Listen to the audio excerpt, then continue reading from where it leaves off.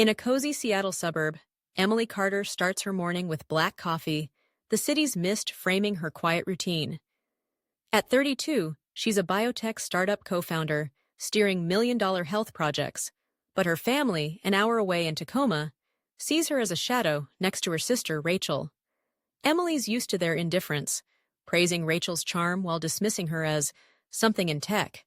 For years, she's sent thousands to cover their bills: electricity, water, internet, nearly $20,000, without a thank you. Her laptop glows with work, but an old photo tucked in her wallet, of her and her mom laughing years ago, stings with what's lost. Eager to join her mom's birthday, Emily calls home, her voice bright with plans to help. But her dad's reply cuts deep. "Don't come, Emily. You'd make things awkward next to Rachel's new boyfriend." The words hit like ice, her place in the family crumbling. Stunned, Emily sits, the photo's memory mocking her hope, as a choice brews: to keep giving or finally stand for herself. If stories of courage resonate, subscribe for tales that spark truth and strength, just like Emily's fight to be seen. The Seattle twilight casts a soft glow over Emily Carter's apartment, the city's hum muffled by rain tapping the windows. But inside, her world feels like it's unraveling. It's been hours since her father's voice sliced through the phone. "Don't come to your mom's birthday, Emily. You'd make things awkward next to Rachel's new boyfriend." At 32, Emily's no stranger to her family's dismissal. Her biotech startup, Horizon Biotech, commands millions. Yet in Tacoma, an hour away, she's just the odd sister, eclipsed by Rachel's charm. For years, she's poured nearly $20,000 into their bills: electricity, water, internet, even car repairs. Without a whisper of gratitude, her role reduced to an invisible fixer. Now, sitting on her couch, a cold coffee mug in hand, Emily feels the sting of being erased. Her dad's words a final shove to the edge. The old photo in her wallet, her and her mom smiling decades ago, lies open beside her, its warmth clashing with the chill in her chest. She'd planned to help with the birthday, to chop vegetables, hang streamers, be there. But instead, she's an embarrassment, her job too hard to explain. The apartment's quiet, save for her heartbeat, and Emily knows something has to give. She can't keep carrying a family that doesn't see her. Her gaze drifts to the laptop on the coffee table, its screen dark, but holding years of proof. Bank transfers, each one a silent plea for belonging. Emily's built Horizon from scratch with college friends, late nights turning ideas into breakthroughs. Yet her parents never asked about her work, never cared beyond Rachel's the star. She thinks of family dinners, relatives fawning over Rachel's dresses or boyfriends, while Emily got nods and, "Oh, tech stuff, right?" The memory burns, but tonight's rejection cuts deeper. It's not just neglect, it's exile. She sets the mug down, hands trembling, not with tears, but with a clarity that's both terrifying and free. She opens the laptop, the glow harsh against the dim room, and pulls up her bank account. Transaction history loads: $212.30 for electricity, $148.90 for water, $275 for cable. Month after month, $18,750 total. Each click feels like a lifeline she tied to a family that's let go. Her dad's voice echoes, "You'll make us look bad," and something snaps. Emily hovers over the autopay settings, her cursor steady. "No more," she whispers, and cancels them all. Electric, water, internet. One by one. Notifications popping. Payment stopped. The screen's finality is a strange relief, like shedding a weight she didn't know she carried. The apartment feels bigger now, its silence not heavy but open, as if she's cleared space for herself. Emily leans back, the photo catching her eye again. Her mom's smile, her own gap-toothed grin at 8. She picks it up, and it slips, revealing a note on the back. "Emily, my light." The words jolt her, a memory of love that feels foreign now, buried under years of being the backup plan. She thinks of Rachel, 35, always struggling per their mom, never asked to pitch in. Her boyfriends, doctors, now a CFO, paraded like trophies. Emily's no trophy. She's the one who paid for the fridge when it broke, who wired money. When Dad's truck died, who stayed up solving crises while Rachel planned vacations? The unfairness isn't new, but being barred from her mom's birthday, from her place as a daughter, is a line crossed. She tucks the photo away, not ready to face its contradiction, and stands, pacing to the balcony. Seattle's skyline twinkles, indifferent, and Emily feels a shift. She's done pretending she's needed for more than her wallet. Sleep doesn't come easy, the night stretching with thoughts of what's next. Emily's not angry, not exactly. She's tired, bone deep, of chasing approval that never arrives. She replays her dad's call, his pause before awkward, like she's a footnote to Rachel's spotlight. She thinks of her work, the lives her startup's tech could save, the pride she buries because no one at home cares. By morning, the birthday dawns, and Emily's phone stays quiet. No apology, no follow-up, just the hum of her routine. She brews coffee, checks emails, but skips the usual birthday call to her mom, the card she'd have sent, the social media post. It's not spite, it's survival. She heads to the balcony, a peppermint tea steaming in her hands, and watches the city wake. The decision to cancel payments wasn't a tantrum. It was a door closing, one she's not sure she'll reopen. She wonders what the party will be like, Rachel's boyfriend the center of it all, her absence a relief to them. But a flicker of unease stirs. What if they notice the lights won't turn on? Emily's phone sits on the table, a silent challenge. She knows what's coming. When the bills go unpaid, the house in Tacoma will falter, and they'll call. Not to mend, but to demand. She's ready to let it unfold, to see if silence speaks louder than years of checks. The photo's note, "My light," nags at her, a whisper of a bond she's not sure exists anymore. Her startup awaits, a board meeting looming, and Emily feels the weight of her own worth, unseen by those she's propped up. She's not the weird sister, not the embarrassment. She's a woman who built something extraordinary, and if her family can't see it, she'll stop begging them to. As rain streaks the balcony glass, Emily sips her tea, the city's pulse steadying her own. She's not sure what the day will bring, but for the first time, she's choosing herself, and that choice, quiet as it is, feels like the loudest thing she's ever done. The Seattle rain falls in a steady drizzle, cloaking Emily Carter's apartment in a gray hush as her mother's birthday unfolds an hour away in Tacoma, a day Emily was barred from joining. At 32, she's still reeling from her father's cold command. "Don't come, Emily. You'd make things awkward next to Rachel's new boyfriend." The words landed like a blow, unraveling years of being the overlooked sister, her biotech startup's millions invisible to a family dazzled by Rachel's grace. Last night, Emily canceled the auto payments that kept their Tacoma home running. Electricity, water, internet, nearly $20,000 over 3 years. Her silent rebellion against a role as their unseen fixer.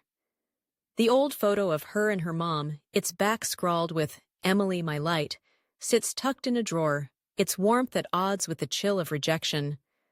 Now, as morning fades to noon, Emily sips peppermint tea on her balcony, the city's pulse steady while her phone lies quiet, a choice to let the day pass without her usual call or card. But deep down, she knows her absence, and the canceled bills, will ripple through the party, and she braces for what's coming, wondering if silence will finally make them hear her.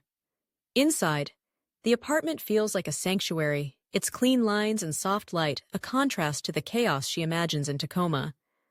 Emily's used to being the problem solver, wiring money for a busted fridge, covering cable so her dad could watch his games, all while Rachel, 35, basked in praise for her boyfriends and dresses.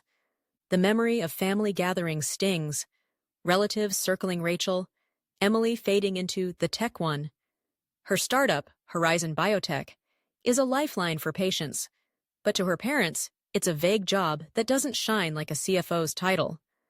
Last night's decision to cut the payments wasn't anger, it was clarity, a refusal to bankroll a family that bans her for being hard to explain.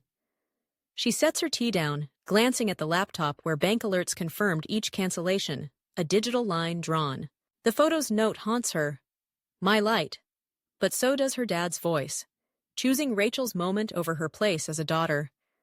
Emily's not sure what she feels more, hurt or freedom, as the clock ticks toward the party's start. By mid-afternoon, her phone buzzes, shattering the calm. A text from her mom. Emily, the power's out. Can you check? It's a big day. The words are sweet, oblivious, as if her dad never spoke, as if Emily's still the fix-it daughter. She stares, her thumb hovering, but doesn't reply. The silence deliberate. Minutes later, her dad's message lands, curt. No water, no internet, call the providers now. No apology, no, are you okay? Just orders, like she's their personal utility company. Emily's chest tightens, not with guilt, but with the weight of years spent unseen, her $1,750 in payments, a ghost they never acknowledged. She thinks of the photo, her mom's handwriting, and wonders when that love faded, replaced by demands. Another buzz. Rachel. Emily, seriously? Mom's freaking out. No internet, guests are coming. Stop being selfish. The word selfish cuts, but Emily stays still, rain streaking the balcony glass, her resolve hardening. She's not the villain. She's just done playing the martyr for a family that erased her from their spotlight. The texts keep coming, each more desperate, painting a picture of Tacoma's chaos. No lights for the cake, no Wi-Fi for guests, Rachel's perfect introduction unraveling. Emily imagines her mom flustered, her dad pacing, Rachel blaming her for stealing the day. She feels no triumph, only a strange calm, like stepping out of a storm she didn't start. Her phone rings, a video call from Aunt Linda, the one relative who still sends Christmas texts, who once thanked her for fixing their roof. Emily hesitates, then answers, the screen showing Linda's face in a dim Tacoma kitchen, lit by a phone's flashlight. Emily, what's going on? Linda asks, voice soft but urgent. The house is a mess. Power's out. Everyone's scrambling. Emily takes a breath, her voice even. Dad told me not to come, said I'd embarrass them next to Rachel's boyfriend. I canceled the bills I've been paying for years. That's all. Linda's eyes widen, a flicker of understanding crossing her face. But before she can respond, voices spill through. Her mom, sharp. She's probably sulking, ruining everything. Rachel, louder. I can't believe she'd do this today. Emily's grip on the phone tightens, the accusations a familiar sting. But Linda's gaze holds steady, like she's seeing Emily for the first time. The call shifts, background noise swelling, her mom muttering about guests, her dad barking at someone to call the utility company. Emily feels exposed, yet oddly grounded, her truth laid bare to the one person who might listen. She thinks of the photo's note again, its promise broken by years of being the fallback, the one they called when Rachel was too busy. Her startup's board meeting looms tomorrow, a world where she's respected, not dismissed, and that contrast anchors her. I just wanted to be there, she tells Linda, voice low. But they didn't want me. Linda starts to speak, but a new voice cuts in, male, polished, confused, and Emily's pulse quickens, sensing the party's chaos is about to spill over, that her silence has set something bigger in motion, something she didn't plan but won't stop. The Seattle dusk paints Emily Carter's apartment in soft shadows, the rain now a faint patter as her mother's birthday spirals into chaos, an hour away in Tacoma. At 32, Emily's still grappling with her father's rejection. Don't come, Emily. You'd make things awkward. A wound deepened by years of being the unseen sister, her biotech startup, Horizon Biotech, a mystery to her family while Rachel's charm steals their praise. Last night, Emily severed the financial lifeline she'd quietly fed them for 3 years, nearly $20,000 for electricity, water, internet, canceling every auto payment after being barred from the party for her hard-to-explain job. The old photo of her and her mom, its Emily, my light note hidden on the back, stays tucked away, its warmth drowned by texts flooding her phone. Her mom's plea for power, her dad's orders, Rachel's accusations of selfishness. The video call with Aunt Linda, moments ago, laid bare her truth. Dad said I'd embarrass them. And now, as voices clash in the background, Emily senses the Tacoma house teetering, her silence a force she didn't expect. Sitting by her balcony, a cold tea in hand, she braces for what's next, knowing the party's unraveling might reveal more than anyone planned. The call's grainy screen still glows. Linda's kitchen a dim stage, lit by her phone's flashlight, her expression caught between concern and shock at Emily's words. Emily's heart races, not from guilt, but from the rawness of being heard, if only by one person. The background noise swells, her mom muttering, "She's ruining it!" Rachel snapping about guests. But then a new voice cuts through, male, polished, startled. "Emily?" it says, and the screen shifts, revealing a face. David Harper, Rachel's boyfriend. His suit crisp despite the chaos. His eyes widen, recognition flashing. "Emily Carter, from Horizon Biotech?" The question lands like a thunderclap, silencing the room. Emily freezes, her breath shallow, as Linda adjusts the phone, showing Rachel's stunned face, her parents' sudden stillness. "You're the CEO who approved my transfer to Seattle," David continues, voice unsteady. "I report to you." The air in Emily's apartment feels charged. Her startup's weight, $50 million in projects, a name in health tech, crashing into her family's assumptions that she's just a desk worker. She nods, voice calm but firm. "Good to see you, David. Hope the party goes well." With that, she ends the call, the screen going dark, leaving her alone with a truth that's finally spoken itself. Emily leans back, the balcony glass cool against her shoulder, Seattle's skyline a quiet witness. She's never flaunted Horizon, never corrected her family's tech stuff shrugs, because she wanted their love, not their awe. But David's words, her employee, Rachel's prized boyfriend, have flipped their script. She imagines the Tacoma kitchen, Rachel's jaw tight, her mom clutching a useless light switch, her dad red-faced, their perfect facade cracked. For years, they've paraded Rachel's boyfriends, doctors, now a CFO, while Emily paid their bills. $1,750 wired without fanfare, her sacrifices as invisible as her ambition. The photo's note, "Mais you humiliated," flashes in her mind, but so does her dad's voice, banning her to prop up Rachel's moment. She feels no glee, only a strange lightness, like shedding a coat too heavy for spring. Her phone stays silent now, no new texts, as if Tacoma's reeling, grappling with a daughter they never knew.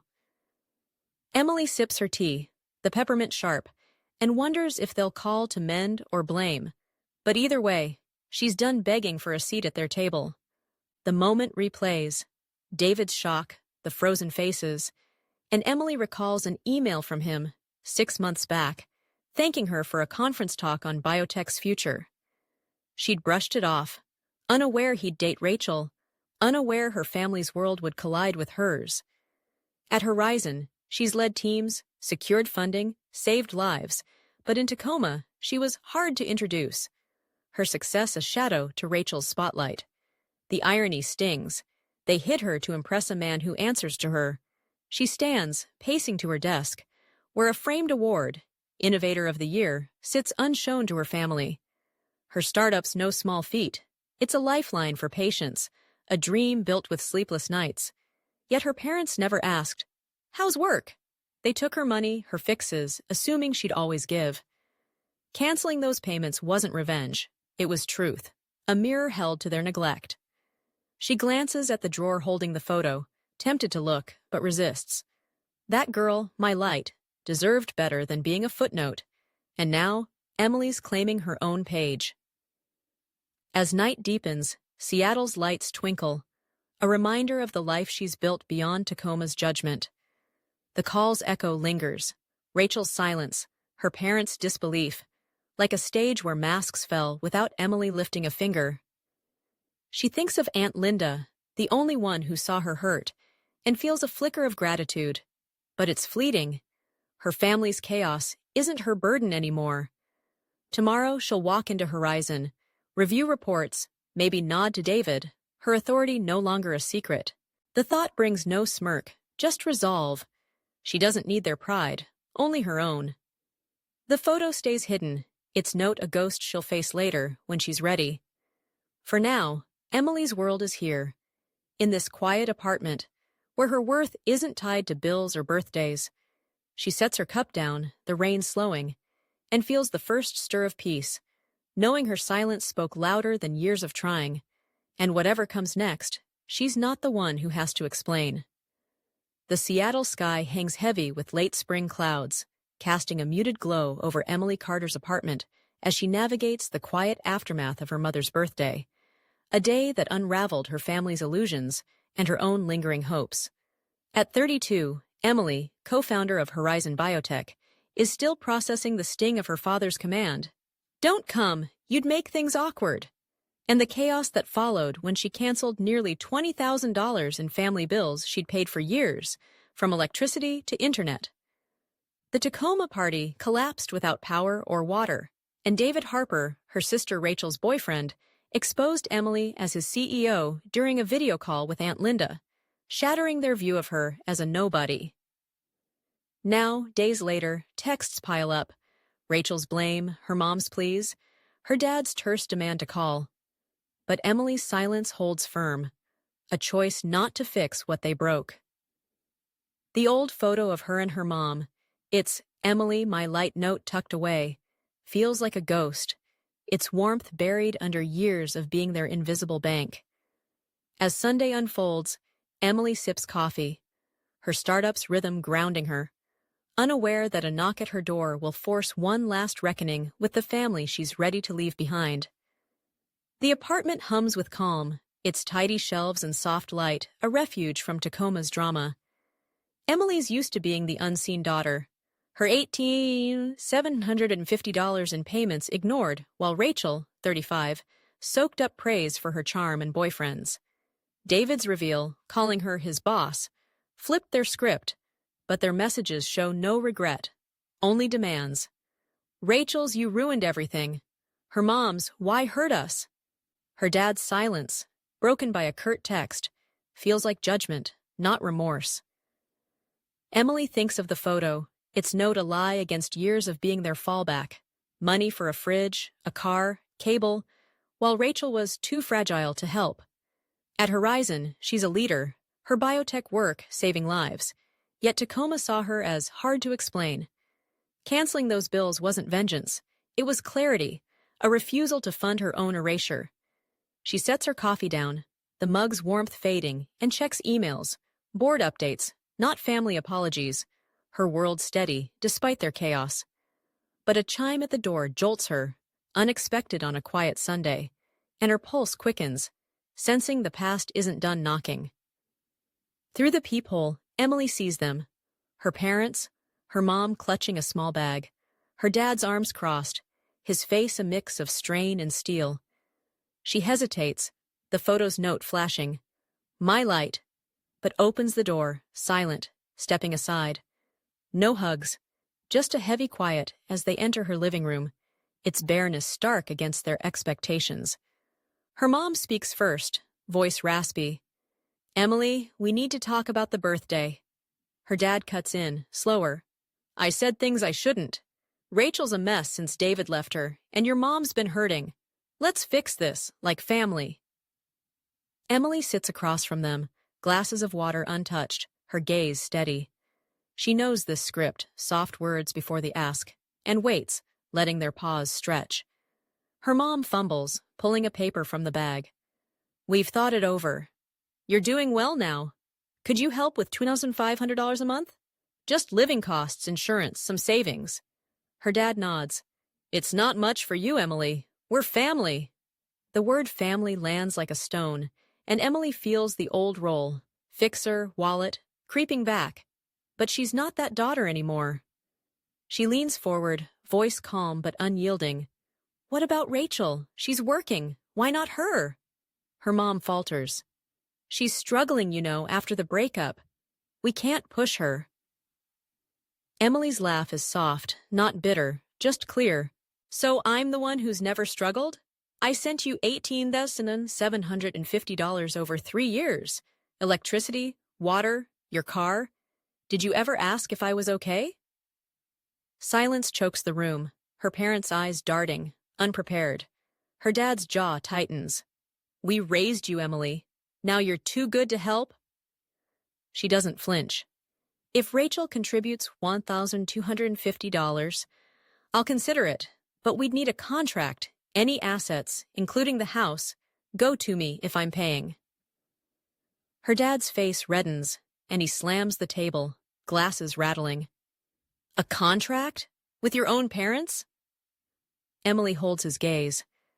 Not a condition, a principle. I gave for years, and you banned me from Mom's birthday because I wasn't impressive enough. I'm done giving blindly. Her mom tugs her dad's arm, voice shaky. Maybe we should think it over. But he stands, storming toward the door, her mom trailing. No goodbyes, just the echo of their footsteps fading. Emily exhales, alone again. The apartment's stillness a balm. She steps to the balcony, Seattle's skyline glinting under clearing clouds, and feels no regret, only release. The photo stays in its drawer. She's not ready for its ghosts, not when she's rewriting her story. She thinks of Aunt Linda's understanding eyes, David's email about leaving Rachel, the Tacoma party where truth spoke louder than her voice ever could. Her family didn't come to see her. They came for her money, proving she was never the daughter, just the solution. At Horizon, she'll walk in tomorrow, lead her team, maybe pass David in the hall, her authority unchallenged. The $18,750, the years of silence, the photo's false promise. They're weights she's shed, not burdens to carry. She pours tea, peppermint sharp, and sits. The city's hum her own now. Her parents' exit wasn't closure. It was freedom. A door she closed herself. And as the mist lifts, Emily knows she's not waiting for their knock anymore. Her worth no longer tied to their needs. The Seattle summer unfurls in a blaze of color, sunlight streaming through Emily Carter's apartment windows, a stark contrast to the gray turmoil of her mother's birthday months ago. At 32, Emily, co-founder of Horizon Biotech, has walked a jagged path since her father's rejection. Don't come, you'd make things awkward. And her decision to cancel nearly $20,000 in family bills, plunging their Tacoma party into chaos. David Harper's revelation that she's his CEO, not the nobody her family assumed, and her parents' failed plea for money, demanding $2,500 a month without apology, sealed her choice to step away. The old photo of her and her mom, its Emily my light note, remains in a drawer, a relic of love she no longer chases.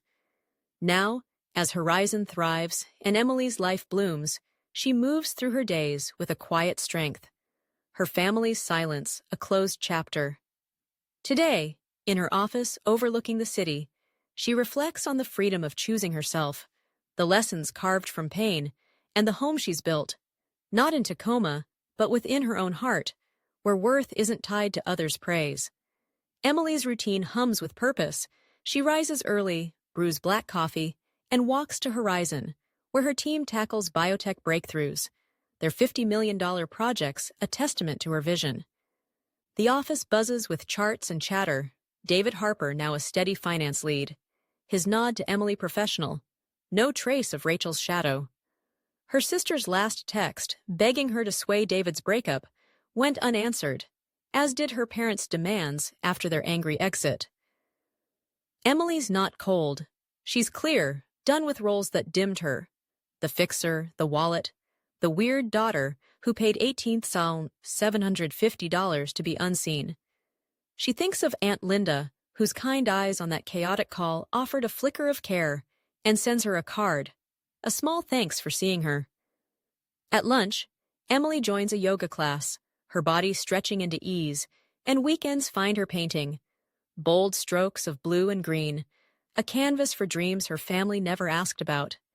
Her apartment, once a refuge from their neglect, now feels like a canvas too, filled with plants and light, a space where she's enough. One evening, Emily stops at her favorite cafe, its wooden sign, "Home is a choice," gleaming under string lights. She orders a latte, settling by the window, Seattle's skyline alive with dusk. The photo's note, "My light," surfaces in her mind, and she realizes it's not a lie, just a memory of a mother who couldn't hold her close. Emily's family hasn't called since their fight, their silence not shame but habit, a refusal to face the daughter. They underestimated. She doesn't ache for them anymore. She aches for the years she spent trying, wiring money for their fridge, their car, their cable, hoping for love that came with conditions. At Horizon, she's led through crises, earned awards. But her real victory is here, in choosing boundaries over burdens. She pulls out her phone, not for their texts, but to snap the cafe's sign, a reminder to keep choosing herself. David's choice to leave Rachel, her parents' anger, Rachel's pleas. They're echoes, not chains, and Emily's free to write her own story. Months later, Horizon hosts a community event, its lab open to students learning biotech's promise. Emily speaks, her voice warm, guiding kids through microscopes, their eyes wide with wonder.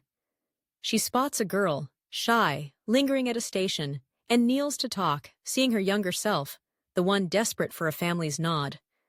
"You're doing great," Emily says, and the girl beams, a spark Emily nurtures, knowing its power. Back home, she hangs a new painting, a lighthouse, steady in a storm, beside the old photo, now framed, not as regret, but as a marker of growth. The lessons crystallize. Love isn't owed through duty or dollars. It's earned through respect, given freely or not at all. Emily learned to say no, not to wound but to heal, to protect the light her family dimmed. She doesn't hate them, she releases them, their absence a space for her to grow, like seeds finding soil after frost. Emily's life ripples outward. Yoga friends share dinners. Her team throws a surprise birthday toast. Aunt Linda visits, her hug a quiet bridge. At night, Emily sits on her balcony, stars piercing Seattle's sky, and feels whole, not because she won, but because she stopped losing herself. Her family may never call, may cling to Rachel's spotlight, but Emily's light shines without their gaze. She thinks of the photo, its note true in a way. Her light was always hers, waiting for her to claim it. The lessons endure. Self-worth begins when you value your own heart, when you walk away from tables that starve you. Family isn't a debt, it's a choice, and Emily chose one that sees her, flaws and all. As the city hums, she smiles, her painting's lighthouse a beacon for others. You don't need permission to shine, only courage to stand tall, rooted in the truth of who you are.